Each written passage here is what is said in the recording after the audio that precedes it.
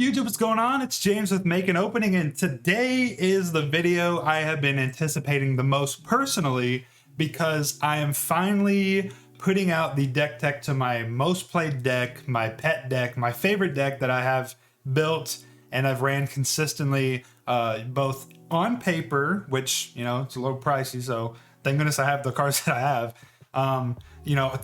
Tabletop simulator. I've been playing it a little bit here and there on the webcam games as well, and a little webcam tournament that I'm in, if you guys remember. And the deck, I mean, it's 50-50, right? I mean, no deck is going to be perfect. Let's just look, before I say too much, before I try to get a little too mysterious, most of you guys know what deck this is going to be. Welcome to Calculated Control, my Thrawn deck, my baby, my pride and joy.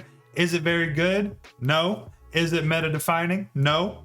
Am I going to try my best to make him work because he is my favorite leader in the set, one of my favorite Star Wars characters of all time? Yes, I am going to try to make him work. And this is the route that I went down for trying to make him work. So I'm going to move my face cam for you down here. But I just wanted to show off the name of the deck. The price is important. It's $410. The main reason that is, I'll move myself now, is going to be because of we have 3 of Avengers right here. Doesn't have to be hyperspace. I just use the hyperspace arts in these videos. You know me. And we also have 2 Vigilances and 3 Super Laser Blasts. Now, in a perfect world, I will be running 3 Vigilance and 2 Cunning. I think that's going to be the play I make. Or even possibly 3 Vigilance, and then I'll be cutting one of the copies of Search Your Feelings, possibly. Just a little bit of thoughts up in the noggin. I just don't have my 3rd Vigilance yet. The cards down here are the current sideboard, which we'll go over in a little bit as well. The sideboard also isn't fully complete because I'm missing a card from there as well.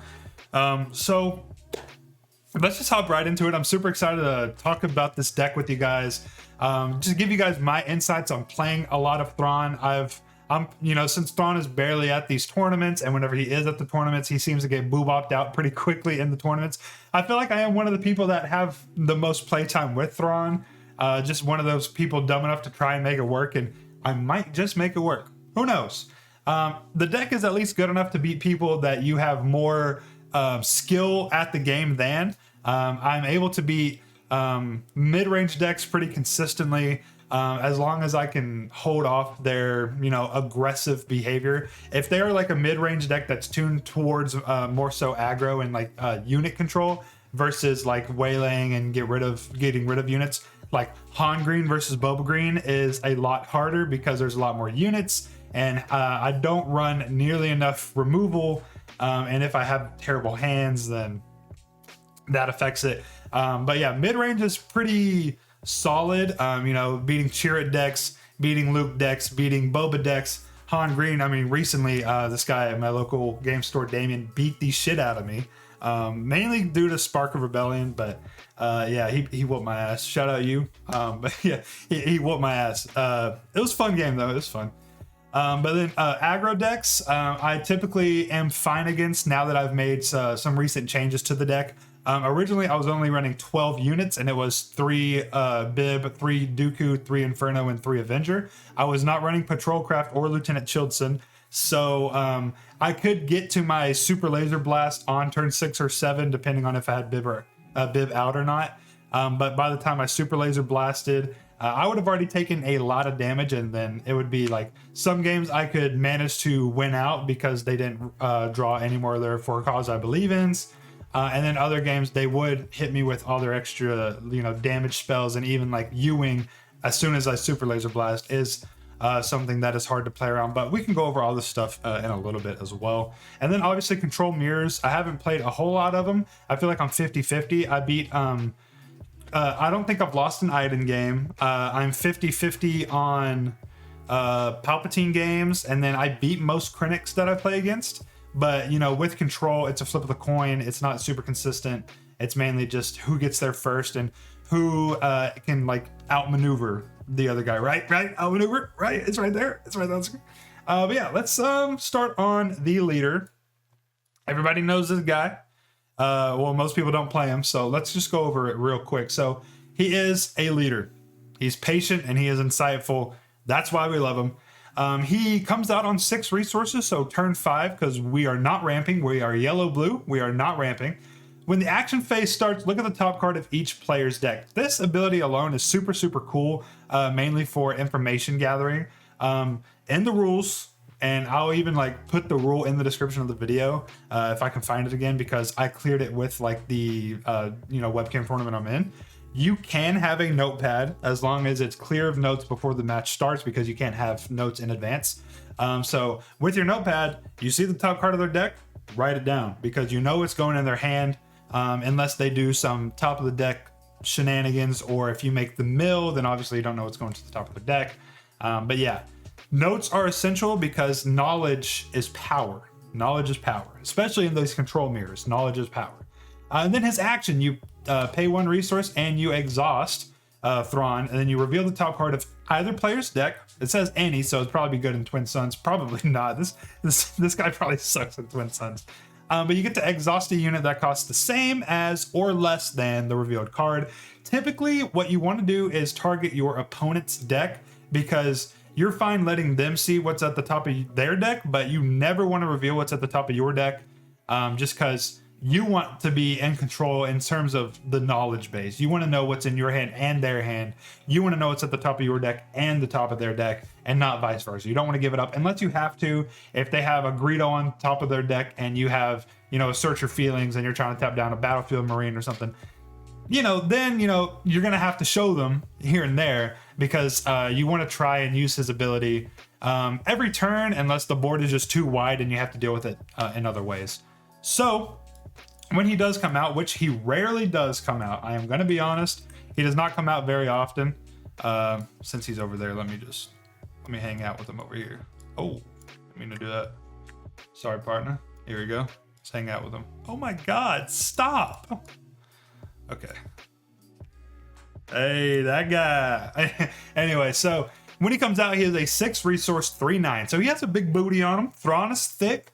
You still have the same beginning of action phase trigger, which is super cool, super useful. And instead of paying a resource and tapping him or exhausting him, you're actually just doing it on attack, which is pretty cool. Nothing too fancy to write home about. This is a leader that you do not mind super laser blasting. If you have to super laser blast and Thrawn is on the field, you're not going to be mad about it. You're really not. I mean, Thrawn doesn't have a lot of impact as a leader, especially on his flip side, and that is where a lot of detriment comes in. When you're running yellow villainy, you'd probably rather run Boba. If you're running control villainy regardless, you'd probably rather play Krennic. You would rather play Vader at this point. You'd probably rather play Palpatine, just because their flip side is so much more powerful. And there are some games where I just never flip Thrawn. If there's no point, if I don't want to waste the action to do it, I just never flip him. And I win those games, I lose those games. It doesn't really affect if you win or lose. Thrawn can sit in the leader slot the entire game. It's not going to change much. So now let's go over the units. Originally it was 12 total units in the deck. Now we're sitting at 18 because of a big addition with the 2 Sentinel guys. So let's zoom in real quick. So Bib Fortuna. This card is actually a sleeper. I don't know how many other Thrawn decks are running Bib Fortuna, but this guy is actually sick. So he's 2 resource, 1/3 shielded. Action, you tap him and then you can play an event from your hand for 1 resource less. You never want to play a Bib Fortuna on turn 1. That's a terrible idea. You want to play him to combo out your events a turn early. So if you're going up against a control deck, it's fine to play Bib Fortuna on your 4 resource turn. That way you can 5 resource play a Vigilance. That's a good idea. If they're going super wide on the board, you typically want to play Bib Fortuna when you have 6 resources. That way, when you have 7 resources, you tap Bib and you play out a super laser blast a turn early. Just because you're not running ramp, Bib Fortuna acts as like pseudo ramp in this deck, only for the events, but that's basically all we're using in this deck, so that works out pretty well. He is shielded as well, so he can take 1 hit. Typically what you want to do is you want to abuse your actions and passing as well, waiting for them to not have a whole lot of ways to take out Bib Fortuna and playing him at the end of a turn. That way, when the turn starts, hopefully he's still shielded. He can take a hit or two, and then he's on the turn for you to use his action, exhaust him, and then play out your big event. Bib Fortuna is really cool. And if I don't have Bib Fortuna in my opening hand when I'm playing into any aggro matches or Han Green, I am going to mulligan and look for him, because Bib Fortuna plus Super Laser Blast equals happy, happy days. And that's facts. Next up, Lieutenant Childsen. I haven't had a whole lot of gameplay yet with my new changes, but I have had some, a couple games in person, a couple games webcam with some other guys. Childsen comes out as a 5/5 most of the time.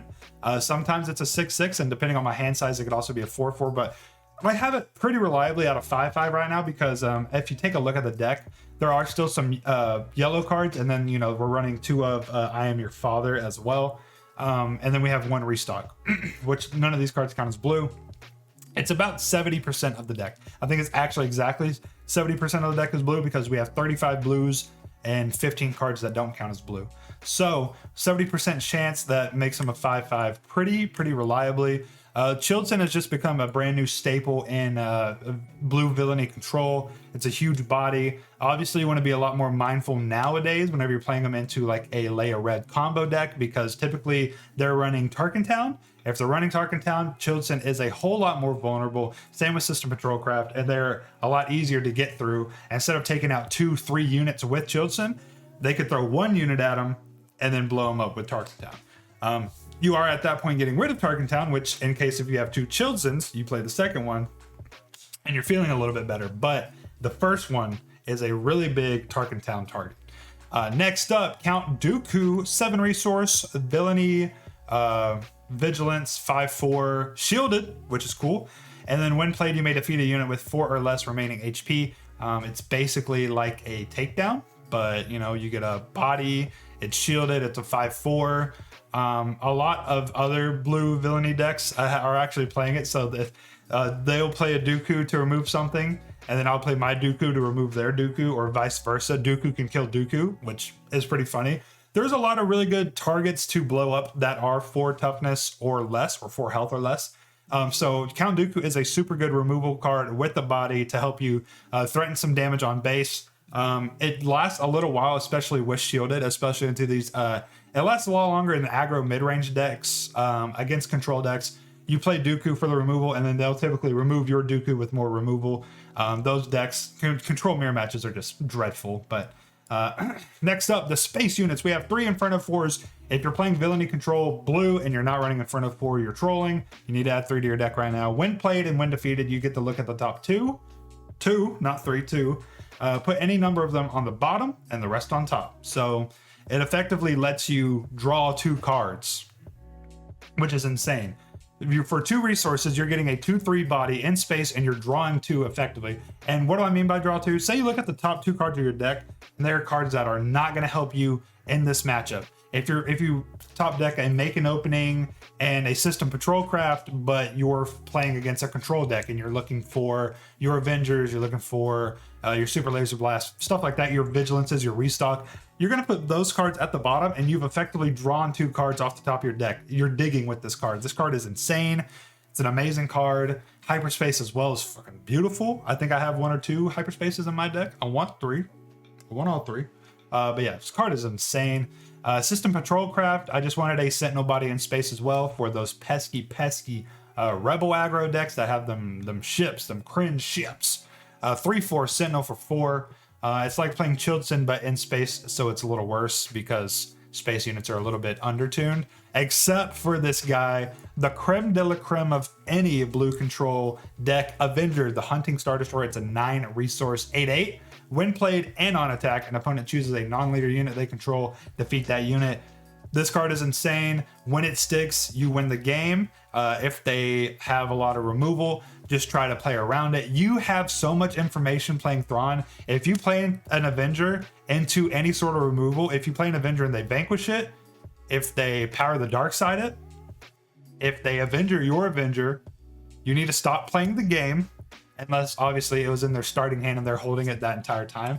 in which case, hey, I apologize, you couldn't see that coming. But you are seeing the majority of their hand throughout the game. Obviously, during resupply, the resupply phase, they draw 2, or the regroup phase, they draw 2. So you only know what one of the cards is that they're drawing. But if it's a good card, you're going to write it down because you know they're going to keep it in their hand, especially if they know what type of deck they're going against. So that is the unit core right there, the 18 units. We are a lot more event heavy, as you can see right here. So let's go ahead and get into these with Restock, a 1 of Restock. You choose up to 4 cards in a discard pile, put them on the bottom of the owner's deck in a random order. This has now become a staple in control decks, just to not end up milling out. How Restock works, which I think should be nerfed because I think it's broken cheese and it does not deserve to be in the game, is when you play Restock, it is officially in the discard pile. So you can restock, target your own Restock, and then whatever other cards you're going to need in the matchup to put them at the bottom of your deck to create a sort of infinite loop, as long as your Restock then doesn't get milled by any chance, other vigilances, stuff like that. Restock is good. I have 1 of. It's a fail-safe. If it gets milled, I feel terrible. If it gets sparked, I feel terrible. Do I need to run more in the sideboard? Maybe 2 of is a good idea. Maybe 3 of is a good idea, but it's a 1 resource event that really does nothing but keep you in the game. I feel like 1 is fine, especially with the ability to search for it, but that is just personal opinion. And I haven't won anything to prove the deck is good. I'm actually going to Store Showdown today. So this evening, the evening that you're seeing this video, will be Store Showdown. I'm taking this deck, and then if I win any Mace Windows, I'll keep you guys updated. But yeah. 2 costs, no good to be dead. This card is insane for leaders. Exhaust a unit, it can't ready this round. When they play out their Sabine, their Leia, especially like their Boba Fett and their Han, no good to be dead is insane. You shut them down for 2 turns, which usually is enough time to get you into your big answers, or just help you dig through the deck to find other cards to shut them down a little bit longer, like Entrenched or Outmaneuver, stuff like that, just removal cards in general as well. 2 of I Am Your Father. So the main thing we want to happen when we play I Am Your Father is to get the draw 3 cards. You can threaten a unit of theirs that you think is important to their game plan with the 7 damage. And if they say, no, then you get to draw 3 cards. Now, it's not a written rule, but you do have to make them say it like Vader, just for like a flavor one, right? But if they say no, which is what you want them to do, you draw 3 cards. Helps you dig through your deck. 3 resource, draw 3. Pretty good in my opinion. Make an opening, 3 resource, give him unit -2/-2, and then heal 2 damage. Super solid. Helps you buy time, helps you heal in these aggro matchups. Super good. 3 of. This is a new addition to the main deck as well, because the previous iteration of this deck would not stop getting bodied by aggro decks. So Make an Opening is in here, and then the Sentinel units are also in here. And then I also have even more stuff to deal with it in my sideboard, because obviously aggro is going to be the hardest matchup. Next up, Outmaneuver. Choose an entire arena, exhaust each unit in that arena. Also, probably the most beautiful hyperspace card in the entire game. I want a play set of hyper foils, because this like bubblegum pink background and all these pretty colors, the blues, the greens, the purples, like this card is like amazing. I want a play set of hyper foils, but yeah, this card is good for shutting down decks that are trying to go wide. It can only deal with 1 arena, so if it is a aggro deck that is going wide in both arenas, that is a lot harder to deal with. You just want to outmaneuver the side that has the most damage potential. Take the licks if you need to take licks from the other arena, and just buy yourself time until you can board wipe and set up your Avenger play and try and steal the game from them. Next up is Power of the Dark Side, 3 resource. An opponent chooses a unit they control, defeat that unit. This is an insane card post Super Laser Blast, because they can only play a card at a time. If they decide to start playing bombs, you start blowing up their bombs for the cheap, which is really good. If they're having a slow start and they don't have the biggest board state, and then you make an opening something and then Power of the Dark Side like their leader or something, that's even better. Like, Power of the Dark Side is insane removal. 3 of is a necessity in this deck, 100%. Next up, another effectively outmaneuver. That's typically what I use it as, is a wider outmaneuver. For the most part is how I use it. It's cunning. So in this deck, it costs 6 resources because it is 4 double cunning, and obviously we're cunning vigilance. So it costs 6. You get to choose 2 in any order. Return a non-leader unit with 4 or less power to its owner's hand. Give a unit +4/+0 for this phase. Exhaust up to 2 units, which is usually pretty good. And then an opponent discards a random card from their hand. One time I almost robbed a game because I made them discard like the nuts, which is pretty good. But yeah, typically what you want to do if you are having to deal with 3 units at a time, obviously exhaust 2 and returning non-leader with 4 or less power to its owner's hand. Make sure it doesn't have any really good ETBs, because if it does, you're going to be a little upset. You're going to be a little pissed off. All right, you're going to be a little pissed off because if you have to send a wing leader to their hand, they're going to play it again. Stuff's going to get bigger. Obviously, just don't be stupid when you play this card. If you don't have to deal with 3 units, you can always exhaust up to 2. And then if you have a card on the field that could benefit from a +4/+0, say you have an Inferno 4 that you want 6 damage on because you just want to put them on a little bit of a timer, deal more damage to the base. If you want to take out a big scary unit, you know, giving Childsen, if you've made Childsen a 5/5 or a 6/6, and you make them a 9/5 or a 10/6, that's terrifying. That's actually really terrifying on Childsen. He can chunk, and then he can take out literally anything afterwards. So insane card. Typically I'm using it to deal with units, but giving a unit +4/+0 helps you deal you know, trades. And then if you don't really have a need for any of the other like second ability, discarding a random card is typically if I'm feeling saucy and I want to gamble and I know there's a really good card in their hand, but I don't have any targeted removal. So I'll play a cunning, and you know, I give them this look across the table. I'm like, hey, I just gamble. I'll literally give them this look, and then if I hit it, then they claim that I'm cheating. So search your feelings. 3 of 4 resource, search your deck for a card, draw it. Doesn't say because it's hyperspace, but then you have to shuffle your deck, of course. But this card is great, especially if you are desperate for looking for cards. If you need specific cards and you just do not have them yet, and you're desperate and you dying and you crying, this card is extremely important. If they are playing yellow, be very careful because if you search your feelings, they're gonna be like, I wonder what he searched for feelings. Spark of Rebellion. They look through your hand, they find what they assume you grabbed because it's going to be like the best card for that current situation, and then they'll make you pitch it. So especially if they are playing yellow hero, they're spending 2 to counter your 4. Like that feels bad.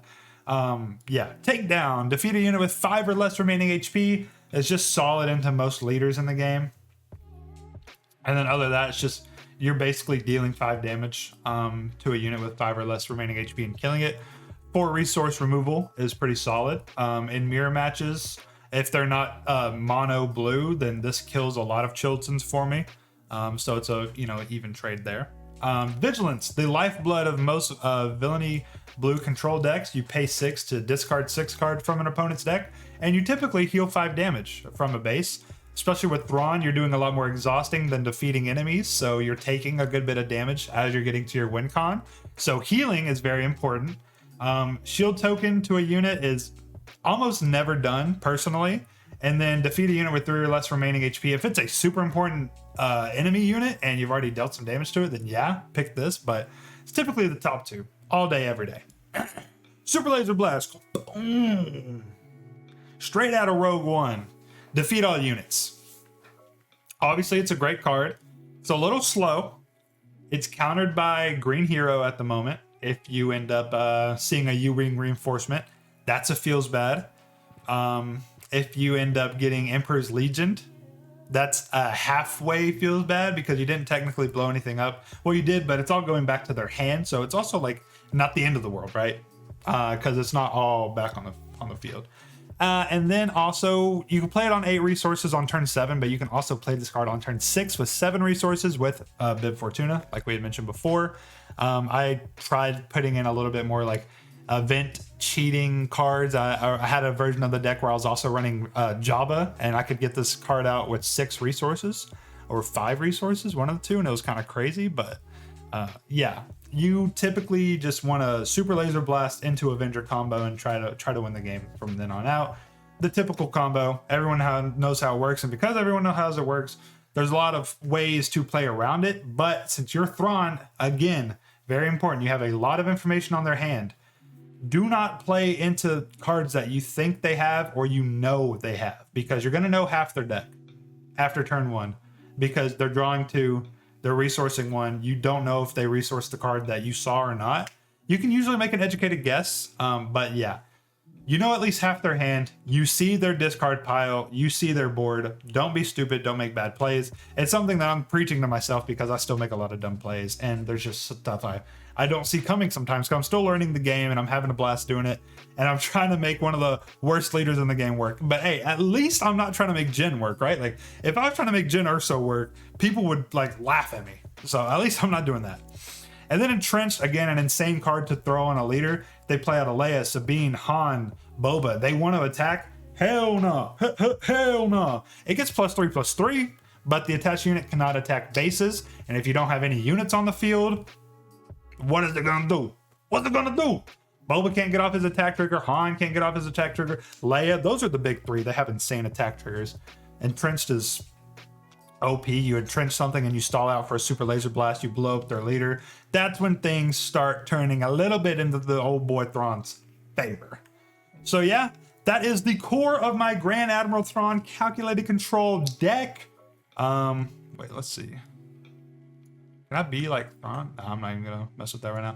Yeah, that's the core. Again, you just want to survive until you can get off your super laser blast Avenger combo. You're getting a lot of information with Admiral Thrawn. You can kind of expect to know what cards are coming. There's cards to help you stall. There's cards to help you blow stuff up, help you dig through your deck.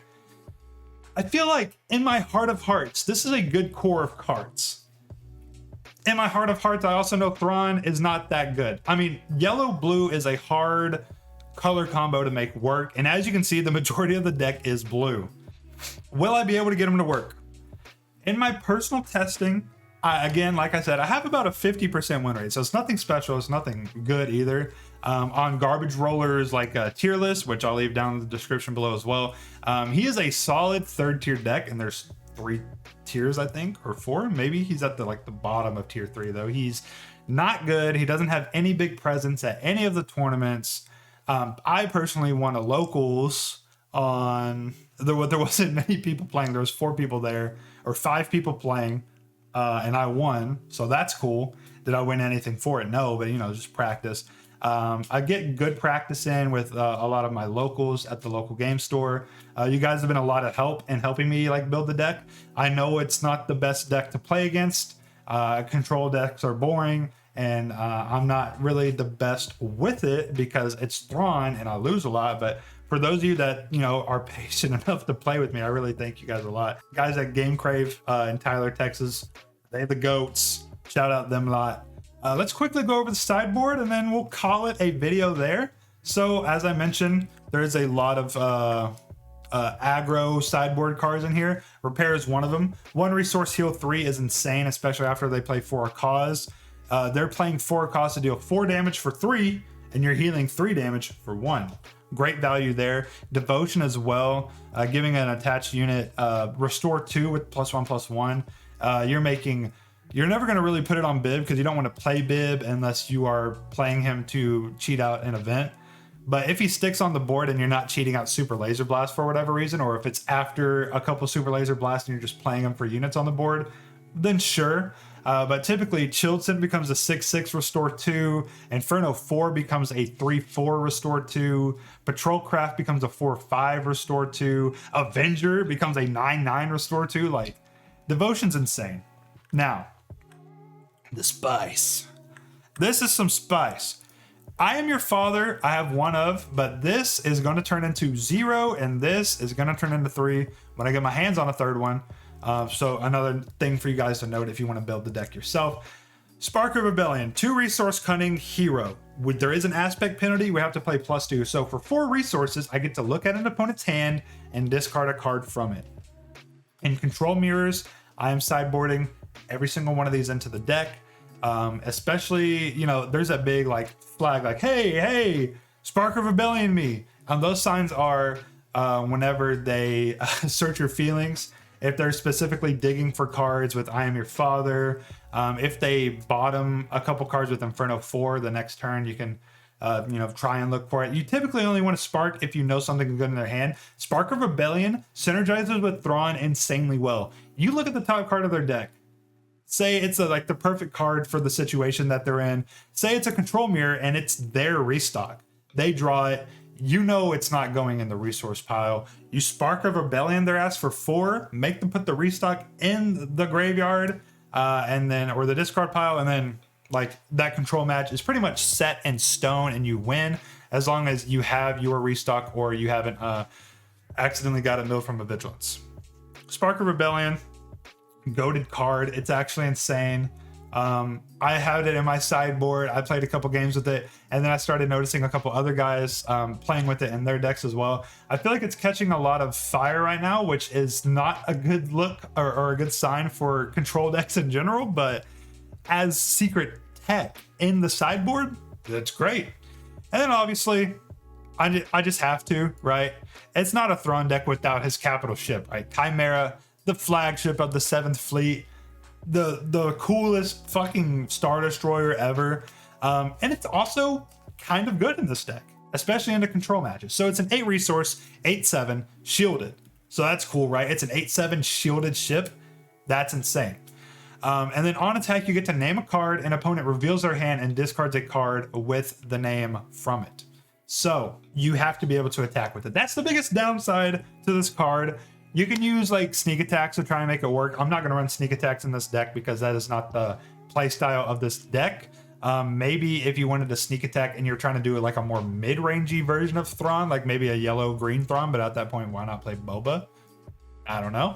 But sneak attack would be cool on Chimera, but you play it at the end or near the end of a turn where you know you can take initiative, or say they take initiative and you want to like gamble and play out Chimera and hope they don't have any removal, or if you know they don't have any removal and the chances of them top decking into it is pretty low, play Chimera. You know what's in their hand. On attack, you name a card off the top of your head. Restock, Vigilance, Super Laser Blast, Avenger, because you just know what's in their hand. U-Wing Reinforcement, like the list goes on, right? You attack, you see their hand. No matter what, you get to you're looking at their hand. So it's another way to look at their hand because you're going to be able to see it regardless. So regardless, you're going to be able to see their hand. If you name the wrong card, oh well, you still have the knowledge of their hand, which notes are allowed. Jot it down real quick. And honestly, with Chimera and Spark of Rebellion in the sideboard, it does also kind of make me want Viper Probe Droids in the deck for more info. But this is the deck list for now. If I decide to do Viper Probe Droids, I think that's a pretty good idea because I feel like it synergizes really well, not only with Thrawn, because you can keep even better track of their hand, but it synergizes with Spark of Rebellion and Chimera that would be coming in for the mirror. And honestly, like I could probably sub out I Am Your Father and Chimera for 2 Viper Probe Droids. That way, in control matches, I have my Sparks and my Viper Probes come in. And then in aggros, I have my Devotions and Repairs come in. That actually kind of sounds like a good idea. No changes. This is the deck I'm playing tomorrow at Store Showdown. If I win a Mace Windu, I will let you guys know. I'm definitely going to win a Takedown promo. Woo! I'm excited. I love Takedown. It looks like I'm jerking off dicks. Yeah, guys, let me know what you think of my amazing, beautiful baby Thrawn deck down in the comment section below. Have you played Thrawn? Do you like Thrawn? What do you like about Thrawn? What do you hate about Thrawn? What colors do you play with Thrawn? Send me your Thrawn deck list. I love everything Thrawn. I want to make Thrawn work. Obviously, no one's really cracked the code yet. I don't think I'm that much closer than anyone else, but I find it fun, and that's what you should play the game for fun. And also winning sometimes, but if you have fun while you're winning, it makes it even better. So until next time, guys, this has been James with Make an Opening. Have fun. Don't come against me because I will Thrawn your ass like super hard. It's gonna be epic. I don't know what I'm saying. Damn, I hit the desk kind of hard. Peace out, everybody.